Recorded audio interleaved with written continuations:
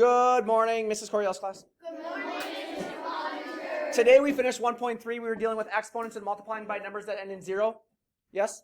Yes. Can you multiply exponents? Yes. Can you multiply numbers that end in 0? Yes. Okay, here we go. You ready? Yes. Factors. Factors are numbers in what kind of problem? Hey, we're not going to the bathroom right now. This is not work time. Sit down. Sit down. Factors are numbers in a multiplication problem. 2, power. Is this whole thing right here a power, yes or no? Yes. Yes.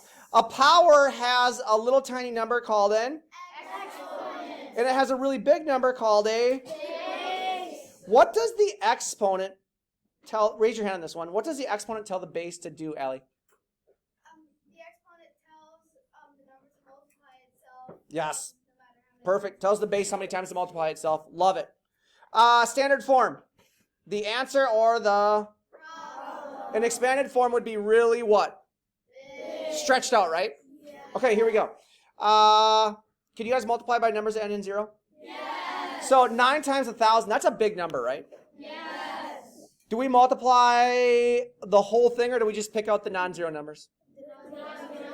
Say non-zero. Non-zero. Is 9 and 1 your non-zero numbers in that problem? Yes. Everybody, what is 9 times 1? 9. And then at the end, do we just forget about the zeros or do we have to tack them onto the end? So we said 9 times 1 is 9, and then we count how many zeros are left, and we put in 3 zeros, yes? Yes. Read this for your own reference. That's exactly what we just did. Again, what is this whole thing called? Power. Little number? Exponent. Big number? Base. 4 to the power of 2. 4 to the power of 2 is the same as what? 4 times 4. Because the exponent's telling the base how many times to multiply itself. Yes. What is 4 times 4? 16. So if 4 to the power of 2 is 4 times 4, 4 to the power of 3 is... 4 times 4. Which if we know 4 times 4 is 16, right?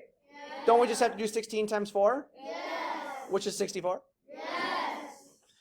What if I said, hey guys, how would you write this in exponential form? How many 4s do you see? 5. 1, 2, 3, 4, 5. So there's 5 4s here, right? Yes. So we would write it as 4 to the power of 5? Yes. You guys are smart. Problem like this. This is what kind of form? Standard form. What's this?